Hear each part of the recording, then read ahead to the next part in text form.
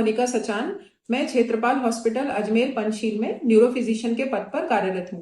आज हम सब एपिलेप्सी के बारे में कुछ जानते हैं। एपिलेप्सी, जिसको हम हिंदी में मिर्गी कहते हैं, इसमें क्या होता है कि बार बार पेशेंट को तान या दौरे के अटैक आते हैं। एपिलेप्सी में पेशेंट जैसे कि बेहोश हो जाना, हाथ पैरों में ऐंठन होना, मांसपेशियों में ऐंठन होना या असामान्य व्यवहार बदल जाना, स्तब्ध रह जाना या जमीन पर गिर के एकदम से बेहोश हो जाना, ये सारी चीजें दौरे के लक्षण होते हैं। आखिर किन पेशेंट्स को एपिलेप्सी होती है?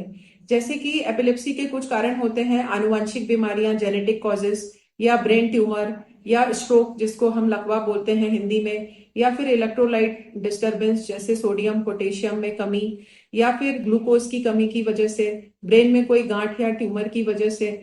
ये सारे एपिलेप्सी के कुछ कारण होते हैं। एपिलेप्सी अगर किसी को है तो उसे क्या करना चाहिए? अगर मिर्गी का दौरा आता है, यूजुअली जो मिर्गी के दौरे होते हैं वो 5 मिनट के अंदर अपने आप ठीक हो जाते हैं। लेकिन अगर दौरा कई बार आए या दौरे आने के बाद में पेशेंट को होश ना आए, तो ऐसी स्थिति में आपको पेशेंट को अस्पताल ले जाना बहुत जरूरी है, क्योंकि ये एक चिकित्सीय आपातकालीन स्थिति है। इसके अलावा मिर्गी के पेशेंट्स को कुछ ध्यान रखना चाहिए, जैसे तनाव मुक्त रहें, नींद प्रॉपर लें। फीवर अगर आता है तो तुरंत आपको मेडिसिन लेनी है, क्योंकि फीवर आने से जो मिर्गी के अटैक्स होते हैं वो बढ़ जाते हैं। इसलिए आपको इन सब बातों का ध्यान रखना है। इसके अलावा जैसे कैफीन इंटेक, ज्यादा धूम्रपान, अल्कोहल, इनको भी अवॉइड करें। अननेसेसरी कोई भी मेडिसिन ना खाएं, डॉक्टर की परामर्श से ही मेडिसिन लें।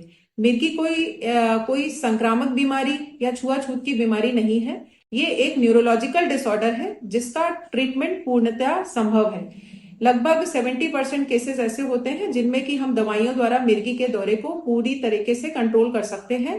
कुछ परसेंटेज ऑफ केसेस में हमें सर्जरी करने की नीड होती है। धन्यवाद।